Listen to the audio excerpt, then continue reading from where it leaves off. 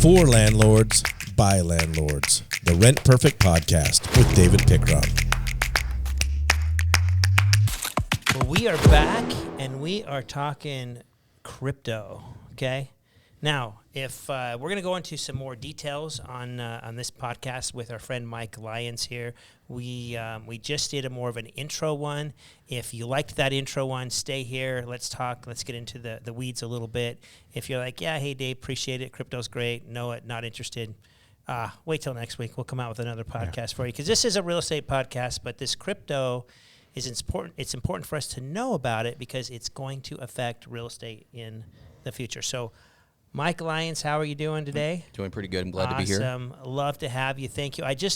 I love your mindset. And with crypto, we can go in the woods, in the weeds so quickly with this. I kind of put a little muzzle on you on the last podcast because I just really wanted to do just a general kind of educational, right, piece, in there. And Scott, welcome. Hey, you're a Bitcoin owner. Very small, but yes. Very small. Yes. Little sliver of the coin. Little sliver. I got the little, the edge of the coin. That's what I own. Yeah. Mike, off air, we were talking a little bit about you buying Bitcoin in 2011, 2012. Tell me your experience then, what happened, and how much money did this cost you? So me and one of my best friends at the time, we bought $3,000 each of it. And at the time, we didn't know anything about it. We just said, oh, this is new digital currency. We're both tech guys. We were thinking, oh, it'll be awesome. This is where currency's going to go. Mm-hmm. And no sooner than a week or so of having that, we were watching the news, and we got influenced by what was going on in Wall Street. And they were obviously coming back and talking negative about it. And at that time, we were like, well, they're the experts. We don't know anything. Maybe we should this is a scam. Let's just get out of it. And here we are a decade later, and that $3,000 would have been worth at least $100 million. So, you wouldn't be with us here today then. Is that what you're saying? I would be somewhere else probably. Who knows? We always think those guys on Wall Street know everything. Exactly. And as we found out even more so recently, they're not. They don't know. You have to do your own homework and really understand the project and what the problem is being solved. And I think once you really understand what you're putting your money into, then that's going to give you the confidence to move forward and, obviously know what you're getting into. Well, we were introduced a couple weeks ago on a project. Actually, it's probably a couple months ago, but we started talking again a couple weeks ago. Mm-hmm. And just kind of out in the restoration world, kind of doing some stuff on real estate and some properties and stuff.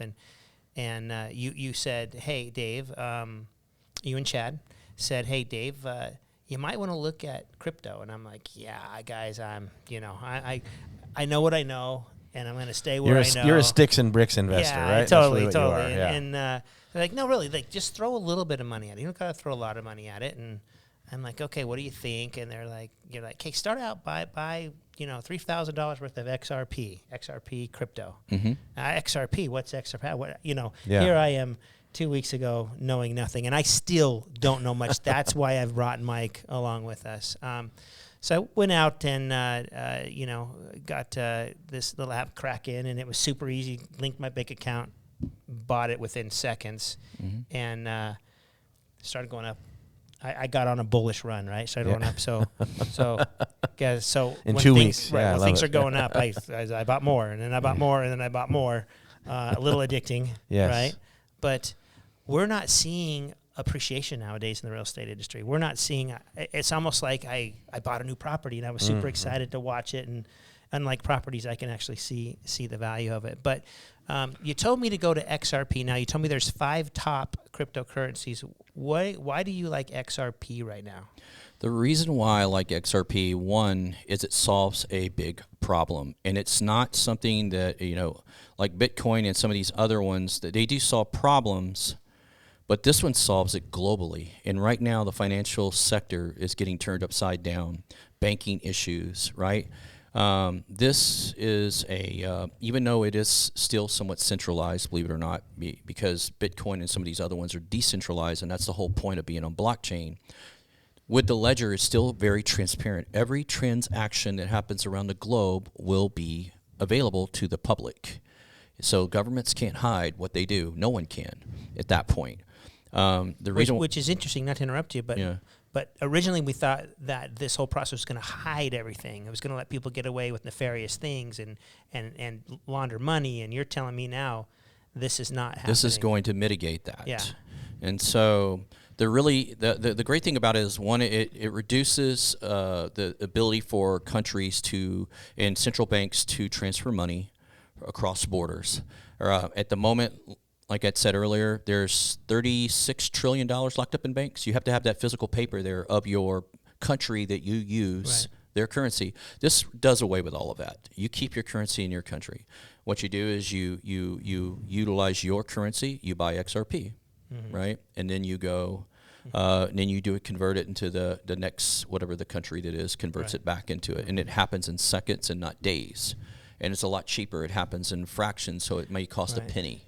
You know? So what is the difference if I go to Mexico, I take my dollars, I get pesos, I turn it into pesos, I leave, I take my pesos, turn it back into dollars? I mean, is it something, I know that sounds simple, is it something that's just another currency? It's similar. It's a similar transaction, but it's just cheaper, one, and two, you don't have to bring that money with you. You know, it's all digital. So you don't have to worry about carrying those sums of cash, right? You're carrying it everywhere you go. Exactly. It's already there. It's safer, and no one can come up and steal it, you know?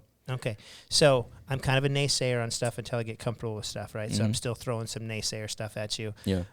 What is the worst thing that could happen to my crypto that I just bought? Tell me what the worst thing could happen to it. So the worst thing, if you're leaving your money, your crypto on an exchange, the worst thing could happen to you is it gets hacked or someone gets your keys. Okay. And is there things out there that would prevent that from happening? I mean, if I'm going to put that much money into it, I want to make sure it's secure. Correct. So you would probably want to get a cold wallet. Okay.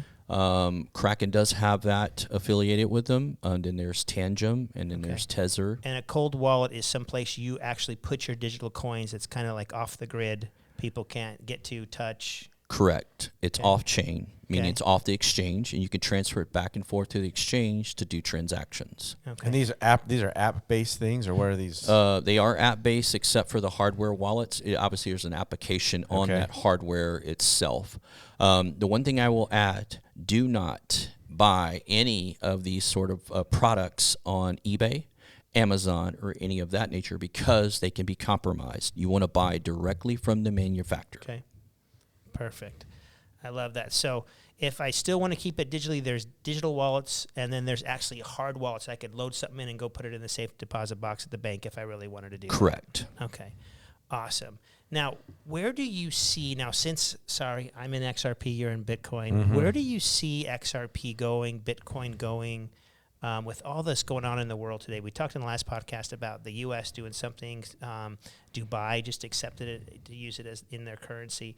Where do you see this going, and why should I jump into it now like I just did?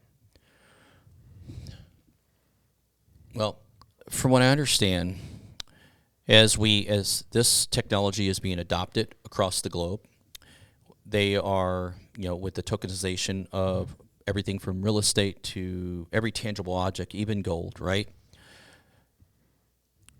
Being at the forefront of this technology, this innovation, it makes sense to invest in this crypto, or the technology itself like blockchain. And basically, essentially, what I'm trying to say is, we are at the infancies of the adoption rate, just like the internet. You saw what happened to the internet, right? In the early 90s to the 2000. You see how it minted so many, multimillionaires and billionaires, right? This is going to do that times 10. Okay, so we got the internet late 90s, at least I got the internet late 90s, right? Yeah. And then we look into the 2000s, and it just went so fast. Where do you think we're at in crypto? I'm an old guy, I grew up in the 80s. Where are we at in the internet timeline, you think, compared to where the crypto timeline 98. is? You think we're in 98? 98, right? 99. Okay. Still embryonic. Yes. Really, right? Yeah, pretty much. Okay. Yep. Yeah. Okay, so we haven't missed the boat on this one. We have not missed the boat. This is coming. This is coming. Get on board. Right? Get on the board, or you will regret it down the road when you realize how much you lost. Awesome. Okay, we talked about 5 main cryptos. Remind me again: Bitcoin, XRP, Solera, Ethereum, and Cardano. We're not Those are telling the top you. 5 market caps. Right. Yeah. So those are ones that solve a problem. I decided to go XRP myself. That's what I did. That's what I felt comfortable with. I think I bought it for $1.77 a coin. Yeah. It was in my budget range. I mean, 100,000 a coin, even though you can buy partial, I understand that. But so I'm excited. I'm going to watch this go around the world, watch this solve problems. And you know what?